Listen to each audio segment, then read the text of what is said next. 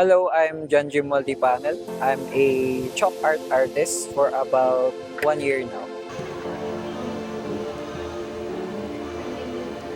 The reason why I became a chalk art artist or street performer because I want to improve my skill and I also want to inspire other people of my artworks. One of the struggles that I encountered during my artworks is that a lot of people commenting negative comments, and it also affects me as a whole as an artist.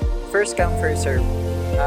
Paunahan po kasi dito, so kapag nakuha na po yung pwesto mo is wala ka na, maghahanap ka na po ng ibang pwesto. Minsan po kasi dito is meron yung magandang spot, meron din yung pangit, kaya dapat maaga ka po lagi, tapos hanapin mo yung gusto mong pwesto para hindi ka magawan po ng pwesto.